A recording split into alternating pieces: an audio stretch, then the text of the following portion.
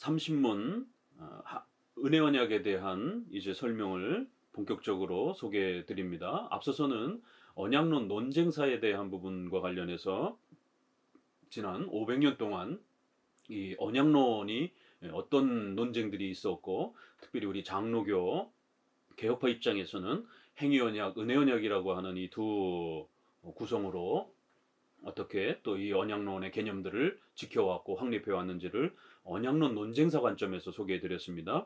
이제 본격적으로 웨스민스터 대의리 문답이 소개하는 언약론을 한번 설명드려 보도록 합니다. 자, 30문에서 모든 인류 비참한 그 죄악의 이 고통 속에 빠져 있는 이러한 모든 인류를 이게 하나님께서는 어떤 이제 일들을 행하셨느냐라고 했을 때, 하나님께서는 모든 인류를 일반적으로 행위 언약이라고 불리는 첫 언약을 위반하여 타락한 죄와 비참의 상태에 멸망하도록 버려두지 아니하셨다. 그래서 이 행위 언약과 은혜 언약 이렇게 두 언약 개념으로 잡아줬고, 행위 언약을 설명을 할 때 그걸 첫 언약, 아담이 하나님 앞에서 맺었던 그 언약을, 비록 언약이라는 표현은 없습니다. 그 창세기에 적어도 6장에 가서 노아의 언약 부분에서 언약이라는 말이 나와요. 그렇기 때문에 최근에 이 웨스민스터가 아담과의 이 부분을 언약이라고, 특별히 행언약이라고 이렇게 표현하는 것을 굉장히 비판적으로 이렇게 자꾸 공격하는 많은 이러한 신학자들과 이런 분들이 언약이라는 말을 싫어하고, 또 아담과의 이런 부분들을 행언약이라고 이렇게 하는 것들에 대해서 굉장히 이렇게 비판적으로 보는데, 물론 언약이라는 말은 없습니다. 노아 부분에서 나옵니다. 그러나 그 노아 부분에서 갑자기 언약이라는 부분이 등장하는 게 아닙니다. 그 노아에게 주신 그 약속과 내용들을, 명령들은 아담에게 준 내용들하고 거의 흡사합니다. 그러니까 그런 부분들 때문에 충분히 아담도 언약이라는 그러한 그 표현으로 우리 선조들은 표현해 왔던 것입니다. 그리고 성경은 삼일체라는 단어도 단어적으로는 없습니다. 그러나 신구약 성경 전체를 우리가 그렇게 문맥 가운데서 읽게 되면 얼마든지 우리는 단순한 문자주의적 해석이 아니라 문자적 해석을 존중하면서도 성경 전체를 이렇게 문맥 아래에서 살피는 그러한 해석적 전통을 우리는 장로교는 지키기 때문에 극단적인 그런 문자주의의 이런 부분들은 항상 멀리하는 것입니다. 비록 삼일체라는 단어가 없다 할지라도 성경 전체가 삼일체를 가르치고 있으면 얼마든지 삼일체라는 단어를 쓸 수 있는 것입니다. 그게 초대교회 500년 동안 삼일체 교리를 그렇게 정립해 준 것입니다. 언약론도 마찬가지로 아담에게 있어서는 언약론이 없지만 바로 노아의 부분에서 등장을 하고, 또 성경 전체가 언약이라는 그러한 그 표현들이 등장을 하고 있고, 그렇기 때문에 아담의 그러한 그와 맺은 그러한 내용들을 언약이라고 표현할 수 있고, 그렇기 때문에 근원적으로는 모두 다 은혜지만 아담은 좀 더 자유의지를 부여해 주시면서 그 자유의지의 선택을 따라서 선과 악을 이렇게 선택하도록 그렇게 주신 그런 형식을 갖고 있기 때문에, 뒤에 그리스도를 통하여 무조건적으로 주시는 은혜 언약과 대비되는 개념으로서, 좀 더 구별되는 개념으로서 행위라는 단어를 썼을 뿐인 것입니다. 행위 언약이라 해서 그건 온전히 인간의 행위로만 이루어지는 그런 개념은 아닌 것이에요. 그래서 분명히 외적인 형식의 행위에 대한 그런 그 부분이 좀 더 강조가 됐기 때문에 행위 언약이라고 하되, 행위 언약이나 은혜 언약이나 근원에 있어서는 하나님이 우리 인간에게 주신 은혜를 본질로 해서 이루어져 가는 것입니다. 그래서 여러 고민 끝에 언약이라는 표현을 잡았고, 그래서 그걸 첫 언약이라 이렇게 표현했고, 이 그리스도를 통해서 이루어지는 것을 은혜 언약을 두 번째 언약 이렇게 숫자적으로 먼저 나오고 뒤에 나오니까 첫 언약, 둘째 언약 이렇게도 표현을 하는 거고, 또 아담과 이러한 외적 형식면에 있어서 행위가, 자유의지를 통한 행위가 강조됐기 때문에 행위 언약, 또 그 다음에 예수님을 통해서 전폭적으로 주시는 은혜성이 좀 더 많이 강조됐기 때문에 은혜 언약, 이렇게 해서 30문은 적어도 첫 언약, 둘째 언약, 그리고 행위 언약, 은혜 언약, 이런 그 교리적 개념이 이렇게 많은 언약론을 어떻게 표현해야 될까에 대한 많은 논의들 중에 이 정도로 교리적 개념으로 자리 잡힌 것입니다. 그러면서 우리가 좀 더 관심을 가져야 되는 것은, 이 언약론은 알미니안주의자들이 주장하는 것처럼 예정론을 배제하고 예정론을 빼고 인간의 의지의 선행의 그러한 그 노력을 인간의 구원의 근거로 삼으려고 자꾸만 이렇게 신협력주의로 자꾸 접근하려고 하는, 공로주의로 접근하려고 하는 이러한 알미니안주의적 개념이 아니라 언약을 이야기한다 할지라도 비록 하나님과 인간이 상대를 서로 이렇게 마주대해서 함께 약속하고 함께 그 약속에 참여한 것이, 그렇지만 그 약속은 하나님께서 지극히 낮아지신 그런 은혜예요. 우리 인간을 또 하나님의 형상으로 만들어 주셔서 언약의 대상으로 참여할 수 있도록 그렇게 은혜 속에서 이루어진 것입니다. 그래서 이것은 바로 신적인 주권과 은혜, 또 예정, 하나님의 작정, 이걸 절대로 빼고서 이야기할 수가 없는 것입니다. 이것을 빼고 은혜 언약만, 인간의 의지와 인간의 이러한 그 능력을, 언약적 그 능력만 강조하면서 은혜 언약을 강조하게 되면 알미니언주의자가 됩니다. 반드시 칼빈주의적 장로교적 이 언약을 잘 설명하기 위해서는 예정론과 신적 작정을 토대로 언약을 끌어와야 되는 것이에요.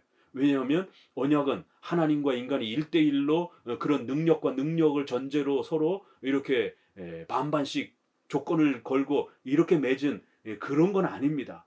근원적으로 하나님이 베풀어 주신 은혜 속에서 하나님께서 택하신 예정된 백성들을 구원하시기 위한 하나님의 그러한 수단이요, 또 구원의 방식인 것이지, 인간이 신과 대등한 그런 관계에서 50대 50으로 계약서를 주고받듯이 그렇게 절반씩 어떠한 그런 일정한 능력과 권한을 갖고 이렇게 협정을 맺는 그런 방식이 아닌 것입니다. 그렇게 접근하게 되면 신인 협력주의가 되고 알미니언주의가 되는 겁니다.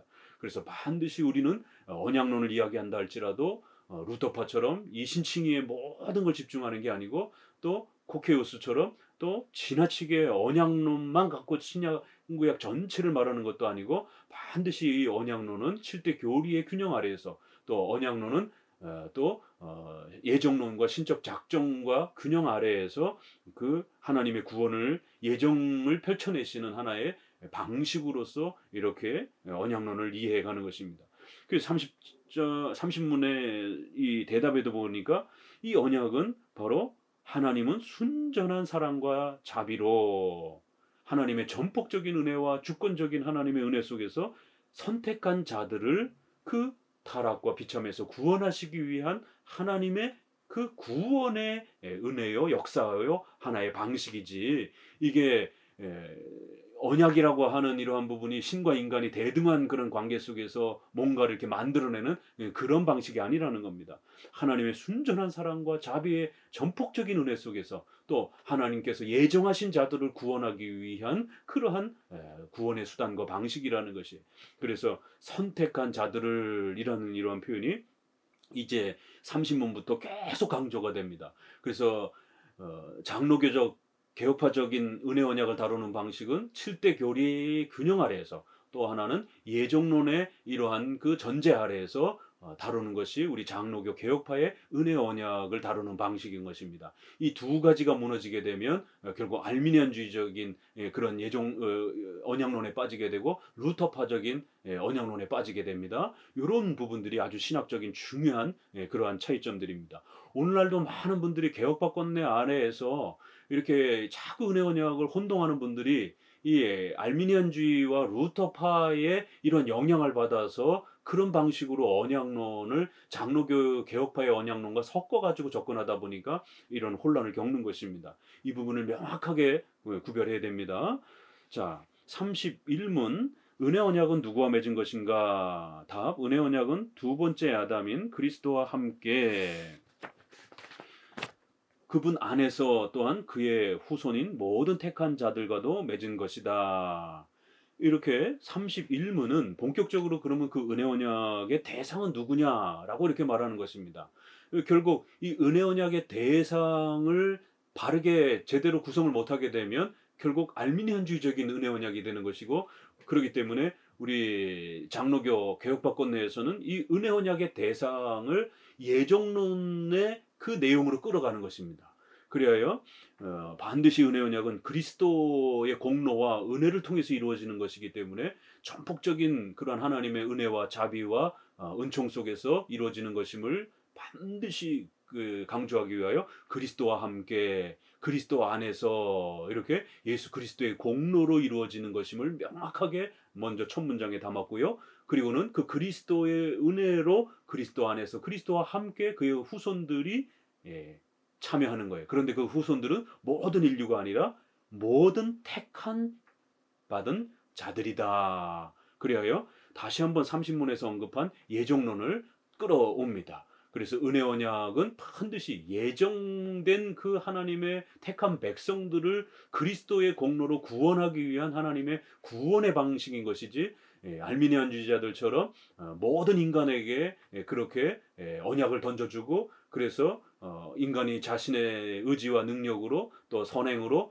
일정한 부분에 있어서 이렇게 언약적 책임을 잘 감당하면, 최근에 세관점이라든가 페더럴 비전 이야기를 한다라면 신실한 순종, 순종하는 믿음, 이런 단어들이 이게 그럴듯한 단어들인데, 결국 이게 은혜를 전제하지 아니하고 은혜를 배제한 인간의 순수한 그러한 공로와 인간의 순수한 그러한 의지적 노력으로 순종하는 그러한 신실한 순종, 순종하는 믿음, 이런 표현입니다.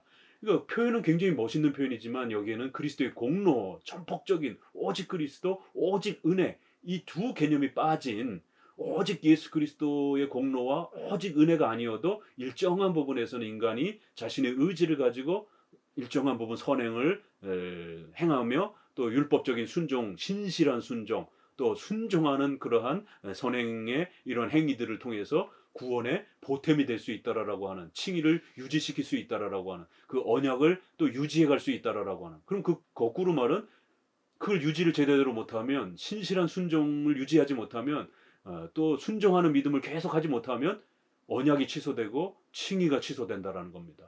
결국 알미니안주의자들처럼 인간의 구원은 전폭적인 하나님의 예정과 전폭적인 오직 그리스도의 공로와 전폭적인 오직 예수 그리스도의 은혜로 구원받는 게 아니라 일정한 부분 인간의 의지의 노력과 인간의 선행을 통해서 율법적 순종이든지 일반적 도덕적 선행이든지 일정 부분 그러한 보탬을 공로적으로 원인적으로 그렇게 보태야만이 구원이 이루어진다라고 하는 이 무서운 알미니안주의자들의 그런 구원관입니다.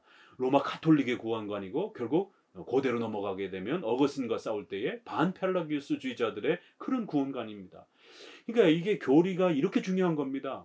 과거의 이러한 구원관이 지금도 여전히 그렇게 반복되고 있고, 정통 구원관은 정통 구원관대로, 혼합주의 구원관은 혼합주의 구원관대로, 반펠라기우스, 로마 카톨릭, 알미니안주의, 또 오늘날은 이렇게 페더럴 비전과 또 세관점 학파의 형태로 그렇게 신인 협력주의적인 혼합주의적 구원관을 여전히 또 주장하고 있는 것입니다.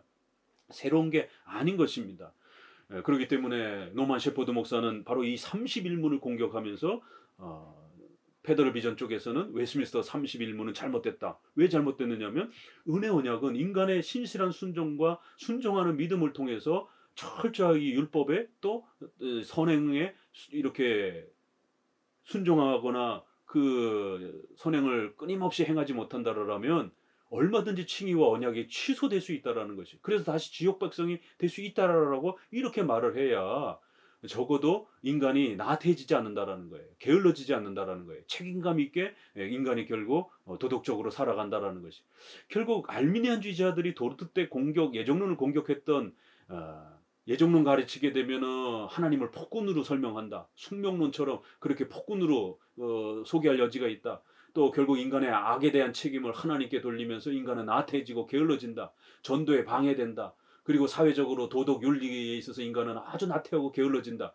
이 세네 가지 공격을 알미니안주의자들이 했던 거고, 이거를 지금 노만 셰퍼드 목사가 똑같이 그렇게 반복하면서 웨스민스터 대우리문답 31문에 이런 식으로 택함 받은 자들에게 전폭적인 은혜로 오직 그리스도의 공로로만 이렇게 은혜 언약이 유지가 되어지고, 또 은혜 언약의 초대가 되어지고, 은혜 언약이 그렇게 계속해서 완성되어지는, 이런 식으로 말하게 되면 인간은 나태해지고 게을러지고 도덕적으로 무책임하게 되어지고, 적어도 이 언약적 책임감을 신실하게 완벽하게 유지하라는 거예요. 그렇지 않으면 다시 지옥 간다. 이렇게 경고해야 교회 생활도 그렇고 도덕적인 사회 생활도 그렇고 나태해지거나 게을러지지 않고 인간의 자신의 악에 대한 부분도 하나님께 그렇게 예정과 작정 속에서 일어나는 것처럼 이렇게 하나님께 돌리지 않고 자기 자신이 책임을 지려고 하고 이렇게 되지 않느냐. 신앙의 윤리적 도덕적 이런 회개와 신앙 책임에 대한 부분에 대해서 인간이 더 많은 경각심을 갖지 않겠느냐. 항상 이런 선한 이런 참으로 이런 의도처럼 접근을 했지만 결국 그러면서 언약을 강조했고 결국 예정론과 작정론을 밀어내는 이러한 방식들이 비슷한 구조를 가지고 있는 것입니다.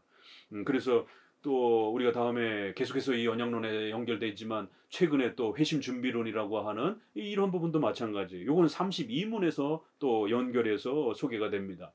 그러니까 이들도 결국엔 인간이 뭔가 회개와 신앙의 책임을 져야 되지 않느냐.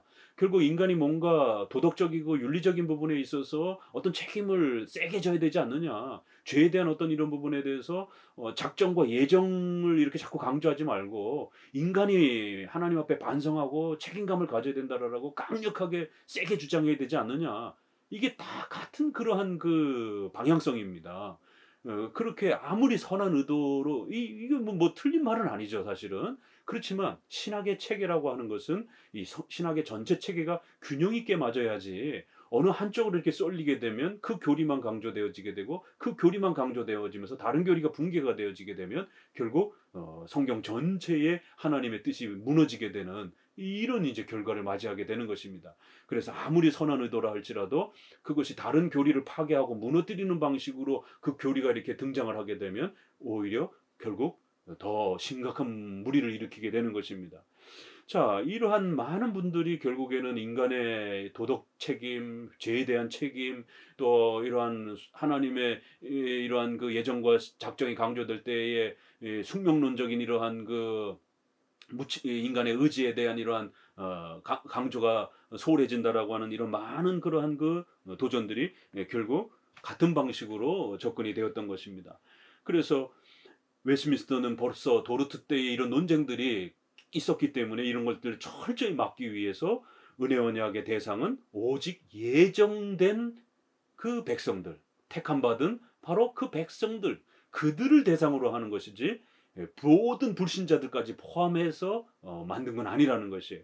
그러니까 노만 셰퍼드는 여기에 그리스도와 함께 그 다음에 택한 자들 그리고 세 번째 하나 모든 불신자들과도 함께 맺어진 거다. 그래서 불신자들이 이렇게 초대는 됐지만 은혜 언약에 신실하지 못하고 또 중간에 순종하는 믿음을 보이지 못하면 결국 은혜 언약에서 탈락이 된다라는 거예요. 끝까지 유지하는 자들만이 택함 받은 자들로서 인정이 된다라는 겁니다. 이렇게 예정된 자가 은혜 언약을 통해서 구원받는 게 아니라 하나님께서 언약으로 초대해 주시고 난 다음에 우리 인간의 의지로서 어떻게 언약을 잘 유지해 가는가를 따라서 최종적으로 택자와 불택자가 나눠진다. 이거 알미니안주의자들이 도르트 때에 논쟁했던 결국 예정을 중심으로 해서 언약이 펼쳐져 가는 게 아니라 언약의 그 행위에 따라서 예정이 확정된다라고 하는 이렇게 결국 결과론적으로 예정이 확정되는 것이지 처음부터 예정된 자들에게 언약적 은혜가 펼쳐지는 게 아니다라고 결국 은혜 언약이 취소된다라는 걸 주장할 때에 알미니안주의자들이 말했던 똑같은 방식입니다. 그래서 은혜 언약이 취소된다라는 걸 주장하기 위하여 노만 셰퍼드는 31문을 공격하면서 불신자들도 은혜 언약으로 초대되었고 결국 누가 택자가 될지 불택자가 될지 확정되어 있지 않고 결국 본인 스스로 율법과 선행을 통해서 언약에 열심히 참여하게 되면 그 사람이 택자가 되는 거고 그렇게 신실하게 언약을 계속 죽을 때까지 유지 못하는 사람들은 결국 칭의와 언약이 취소가 되는 다시 지옥에 떨어지게 되는 그럼 결국 인간의 의지와 공로로 인간의 선행으로 구원을 만든 거고 구원을 유지해가는 거고 구원을 완성해가는 결국 그리스도의 공로, 그리스도의 전적인 은혜가 파괴가 되는 겁니다.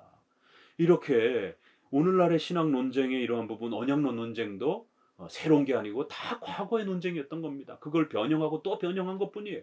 그래서 500년 전에 이 성경적인 언약 웨스민스터를 통해서 확립됐던 성경적 언약론을 여러분들이 잘 갖고 계시게 되면 오늘날 수많은 이상한 학자들이 등장을 한다 할지라도 얼마든지 잘 막아낼 수 있고, 또 우리 개혁법권내 아래에서도 또 이렇게 회중파 계열이라든가 또 독립파 계열이라든가 또 개혁주의 장로교 계열 안에서조차도 이 언약론을 또 제대로 정립을 못해서 실수하시는 이런 많은 부분들도 웨스트민스터만 정확하게 정립을 해놓게 되면 그런 그 연약함들을 다 이렇게 충분히 뛰어넘을 수 있는 것입니다. 31문 예수 그리스도와 함께 그리스도 안에서, 그분 안에서 오직 예수 그리스도의 공로로 모든 택함 받은 백성들, 예정된 자들하고만 그렇게 은혜 언약을 맺어 놓은 것입니다. 그래서 은혜 언약의 본질도 취소가 되는 게 아닙니다. 예정이 취소가 되지 않는 것처럼 은혜 언약도 취소가 되지 않는 것입니다. 두 개는 같이 가는 것이에요. 다만 우리가 언약의 외적인 표시는 세례를 통해서 주는 것이기 때문에 그건 교회적 질서를 통해서 주는 것이에요. 그러면 교회 안에는 가짜인 사람들도 있는 겁니다. 그래서 당회와 목회자가 세례를 줄 때에 그 언약으로 초대받는다라고 하는 외적 증거로서 세례를 줄 때에 가짜가 있을 수 있는 것이에요. 교회적 질서 안에서 당회와 목회자가 인간이기 때문에 가짜를 진짜인 것처럼 착각을 해서 출 수 있는 것입니다. 그건 교회적 질서 안에서 일어나는 그러한, 왜요? 교회는, 이 땅의 유형교회는 완벽한 교회가 없기 때문에 교회 안에는 가짜와 그렇게 진짜가 섞여 있는 것이에요. 그래서 교회론적 질서 안에서 언약이 집행되어질 때에는 얼마든지 가짜인 사람들이 숨어 있을 수 있는 것입니다. 그래서 그런 사람들은 결국 궁극적으로는 교회 안에 있지만 언약을 자기가 표시로서 세례로 갖고 있지만 결국 마지막에 가서는 그분들은 원래 처음부터 가짜였던 거고, 그러니까 나중에 가짜로 드러나는 것이에요. 그런 사람들이 은혜 언약에 진짜로 참여됐다가 취소가 된다, 이렇게 말해서는 안 되는 것입니다. 은혜 언약은 예정의 그 대상자들에게 하나님의 구원의 은혜가 펼쳐지는 그러한 방식이어서 예정이 취소가 되지 않는 것처럼 참된 그 은혜 언약에 초대가 된 자들은 절대로 예정이 취소되지 않고 은혜 언약이 취소되지 않는 것입니다. 가짜가 교회적 질서 안에서 외형적 교회 질서 안에 잠깐 임시적으로 들어왔다가 결국 가짜로서 드러나는 것 뿐이지, 진짜 예정된 자들, 진짜 은혜 언약의 혜택을 받은 자들은 변함이 없는 것입니다. 이런 구분을 이해하지 못해서 교회 안에서 세례 받았는데 나중에 배교하고 이렇게 타락하는 이런 것들을 강조하면서 봐라, 은혜 언약에 참여했던 자들도 저렇게 배교하지 않느냐, 배신하지 않느냐, 언약을 스스로 집어던지지 않느냐, 그런데 어떻게 은혜 언약이 취소가 안 된다라고 말할 수 있느냐. 이게 노만 셰퍼드 목사는 이런 식으로 반론을 제기하는 것이에요. 그건 교회론적 질서 안에는 가짜와 진짜가 섞여 있는 것입니다. 그러나 예정론과 은혜 언약의 본질 면에 있어서는 절대로 그렇게 취소가 되거나 변경이 되는 것이 아닌 것이에요. 요거를 구별해서 우리는 말할 뿐인 것입니다. 그래서 웨스트민스터 31문에는 택한 자들과 맺은 것입니다. 자, 32문. 그러면 하나님의 그 은혜가 둘째 언약에 어떻게 나타납니까? 자, 본격적으로 이제 은혜 언약에 대해서 설명하는데 이 내용이 상당히 방대합니다. 답이 아주 중요한 내용들을 많이 말하고 싶어 하는 것을 보게 됩니다. 하나님의 은혜가 둘째 언약에 다음과 같이 명백하게 나타나는데, 둘째 언약이라 이렇게 또 표현을 해요. 은혜 언약을. 하나님은 죄인들에게 중보자를 값없이 제공하시고, 보세요. 31문과 32문이 다시 연결되어지면서 절대로 이 은혜 언약은 인간의 어떤 율법적 순종이나 선행적인 어떤 그 순종을 통해서 보태는 것이라든가 유지시키는 게 아니라는 겁니다. 그런 식의 표현을 단 1%라도 하면 큰일 납니다. 그렇게 되면 오직 은혜로, 오직 그리스도로 공로로 구원받는 이 우리의 기독교의 구원론이 붕괴가 됩니다. 중보자를 값없이 제공하시는 방식으로 주시는 것이다라는 거예요. 은혜 언약은 예수 그리스도를 값없이 우리에게, 그 택한 백성들에게 부어주시는 그런 방식으로 그리스도의 공로를 통해서 이루어지는 것입니다.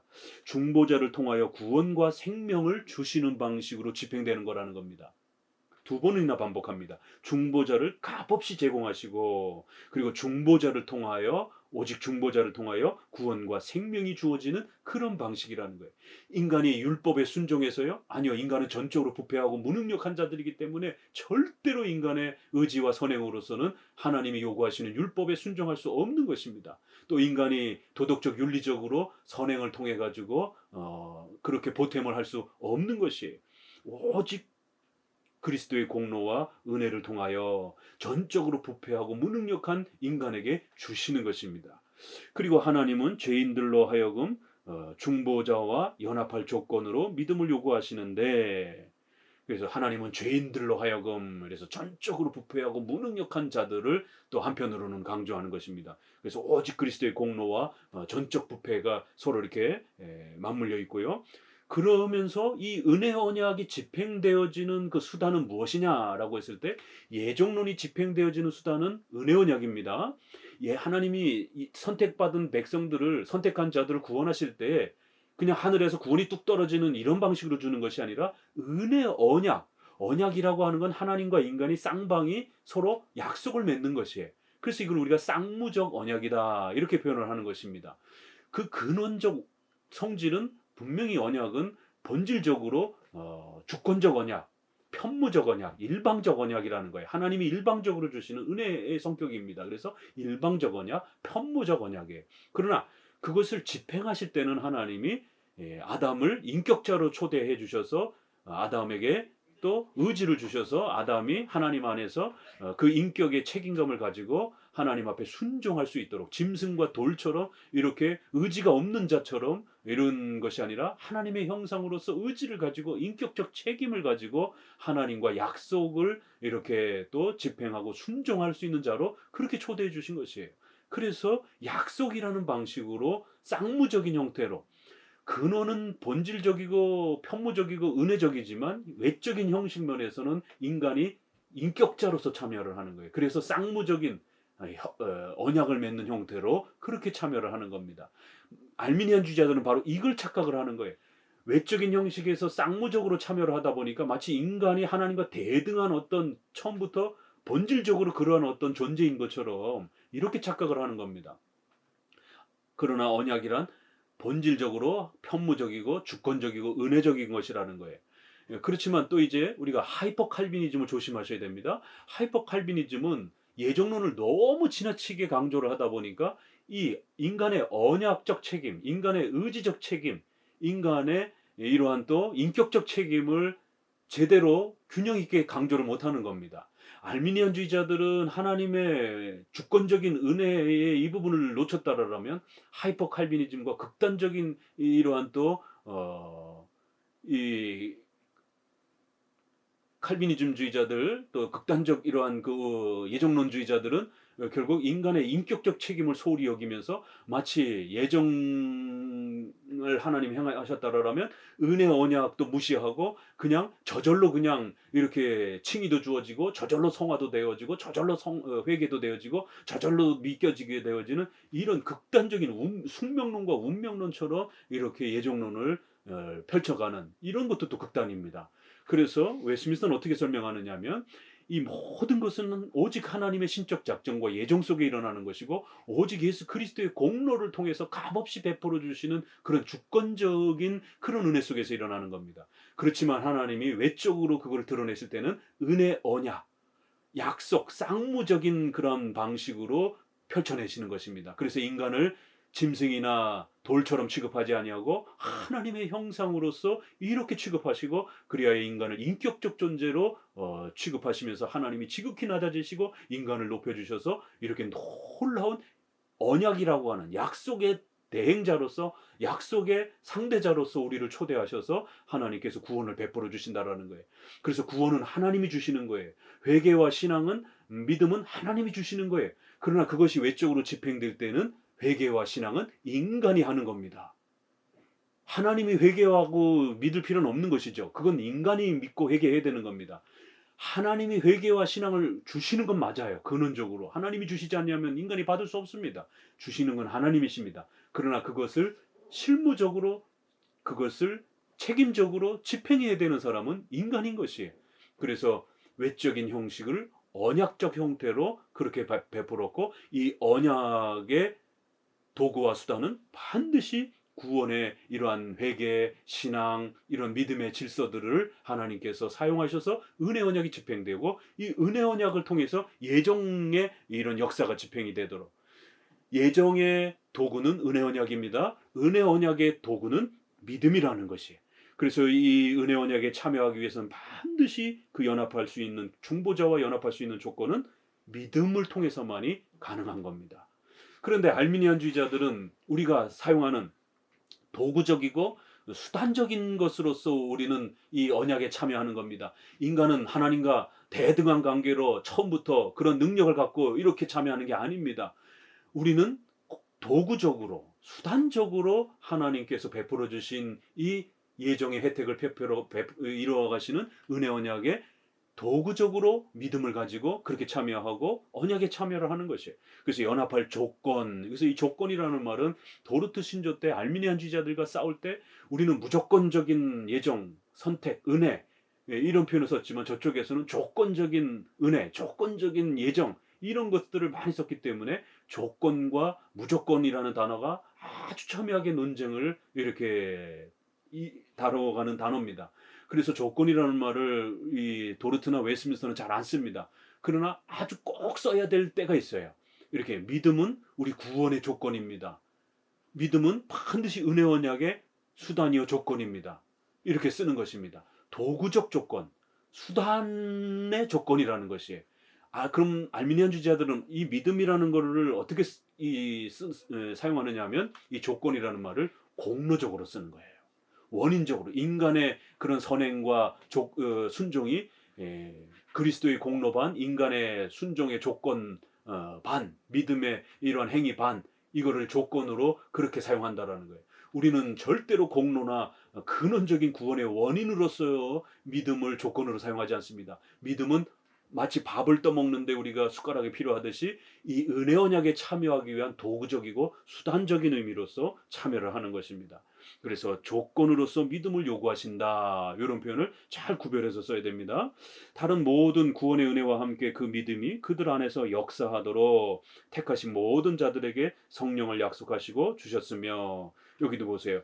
믿음뿐만 아니라 이제 거기에 연결되는 신앙, 회개, 이런 성화, 이런 다른 모든 구원의 은혜들과 함께 그 믿음이 택함 받은 자들 안에 역사되어지도록 어떻게 한다고요? 성령께서 이제 그 모든 구원의 역사를 이루어 가시도록 그렇게 일하실 것이다라는 거예요.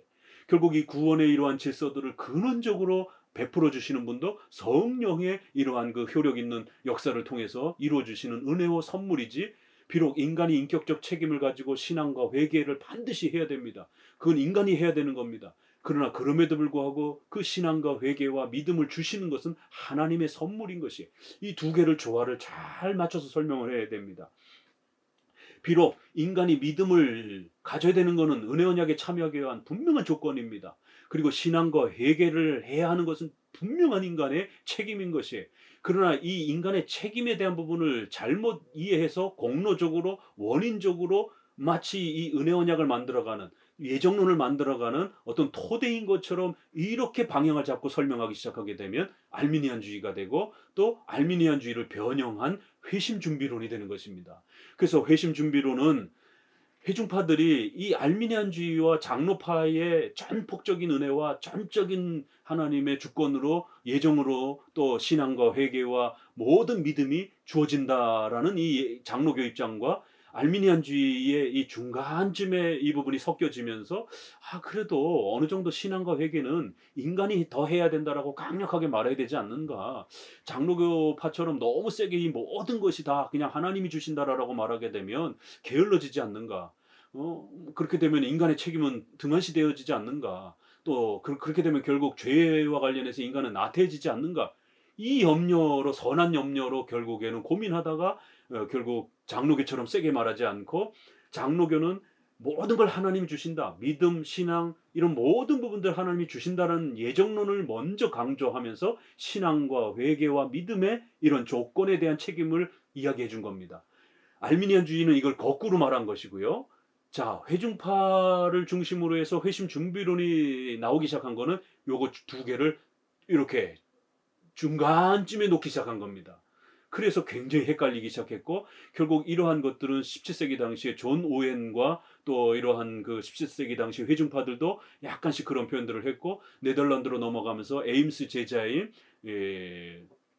결국 이런 코케이우스뿐만 아니라 또 브라켈이라든가 마스트리트라든가 최근에 이렇게 번역되어지는 에임스의 영향을 받은 에임스 제자들의 이런 그 조직신학과 교리학에서 구원론 은혜 언약을 이야기를 하는데 장로교처럼 예정에 입각한 은혜 언약이다. 은혜 언약이 취소되지 않는다. 이런 부분을 세게 말하지 않고 어느 문장에 가서는 은혜 언약이 취소되는 것처럼 이렇게 뒷부분에 가서는 앞부분에서는 이렇게 취소되지 않는다라고 말하다가 뒷부분에 가서는 회개와 신앙을 등한시하게 되면 취소가 되는 것처럼 이런 뉘앙스의 표현들이 등장을 합니다. 그래서 많은 목회자와 성도들이 회중파의 책들을 읽다 보면 이게 예정이 취소된다는 말인지 안 된다는 말인지 은혜 언약이 취소된다는 말인지 안 된다는 말인지 굉장히 헷갈려 하시는 분들이 본인들이 책을 잘못 읽어서가 아니라 바로 그 책들 자체가 장로교 책들처럼 그렇게 세게 말하지 않기 때문에 그런 것이에요. 바로 이런 아이디어를 후대에 결국 페더럴 비전이라든가 노먼 셰퍼드 어떤 분입니까? 웨스민스터에서 조직신학을 가르쳤던 분이에요. 그러니까 장로교 개혁파권 안에서도 17세기 당시에 벌써 이 언약론을 이렇게 회심 준비론을 이렇게 적당히 섞은 형태로 말하던 이런 부분들을 결국 아이디어를 얻어서 결국 회심에 있어서 회개와 신앙이라는 부분들을 중생 전에 인간이 어느 정도 일정한 부분에 있어서 준비를 해야 된다라고 하는 알미니안주의는 공로적으로 준비를 해야 된다라고 말하는 거고 회중파는 은혜로 준비한다라고 이렇게 말을 한 겁니다. 차이가 그런 차이입니다. 이게 하나님이 우리에게 모든 걸 은혜로 주신다, 은혜로 다 만들어 주신다 그런 개념이 아닙니다. 그건 장로교도 다 말하는 것이에요. 이 회심 준비론이라고 하는 거는 중생 전에 인간의 의지와 순종을 통해서 회심과 회개와 관련하여 중생 전에 일정한 부분 어떤 역할을 보탬을 할 수 있다라는 것을 알미니안주의자들은 공로적으로 할 수 있다라고 말하는 거고 결국 회중파 쪽에서는 하나님이 은혜를 주셔서 중생하기 전이지만 그래도 일정한 부분 인간의 중생하기 전적으로 부패한 자일지라도 일정한 부분 회심과 회개를 준비할 수 있다 이렇게 접근을 하는 내용이 바로 이 회심 준비론의 논쟁 포인트인 겁니다. 벌써 웨스민스터는 이런 부분까지 막아낸 것이에요. 조건이라는 말을 쓸 때는 믿음과 관련해서 인간의 책임을 이야기할 때 도구적이고 수단적으로 정도 표현한 거고 또 택하신 자들에게 주시는 이런 모든 구원의 질서도 성령의 전폭적인 역사를 통하여 주시는 것이에요. 그리하여 택함 받은 사람들로 하여금 거룩하게 순종하도록 하게 하신다. 인간이 성화를 해야 되고 인간이 회개하고 믿어야 되는 게 맞아요. 인간의 책임 부분에서. 그러나 근원적인 원리에 있어서 중생 전에 전폭적으로 하나님이 예정한 자들에게 은혜 언약을 통해서 그리스도의 공로를 통하여 성령의 강권적인 역사를 통하여 불가항력적인 은혜를 통해서 하나님께서 예수 그리스도를 통하여 성령의 역사를 통하여 부어주시는 것이지 인간은 단 0.1%라도 중생 전에 부패하고 무능력한 인간이 그 어떤 것이라도 선행을 통해서 인간의 중생의 회개에 보탬을 할 수 없다라는 것을 분명히 한 것입니다. 결국 마지막 문장에 이러한 순종은 이러면서 하나님께 대한 그들의 믿음과 감사가 참되다는 증거요 하나님이 그들을 구원에 이르도록 정하신 구원의 길이다. 이 마지막 부분도 보세요. 이러한 순종은 이러면서 결국 이 순종을 공로적이라든가 또 구원의 근원적 원인적으로 이렇게 결코 함부로 생각하지 말라라는 것이에요. 이러한 순종들은 우리가 하나님 앞에서 신앙이 참되다라고 하는 것에 대한 증거요 열매로서 이해를 해야 되는 것이지 그것이 어떤 보탬이 되거나 협력이 된다든가 또 은혜를 통해서 또 그것이 준비되어지는 일정한 인간의 어떤 중생 전에 그러한 어떤 인간의 순수한 또 의지, 행위, 회개와 신앙의 보탬이 되는 또 이러한 행위라고 결코 그렇게 어떤 원인의 개념으로서 이야기해서는 안 된다라는 것입니다. 반드시 회개와 신앙과 성화와 이런 부분들을 이야기할 때는 증거와 열매 개념으로 도구적, 수단적 개념으로 말하는 법들을 우리 장로교 목회자들은 배워야 됩니다.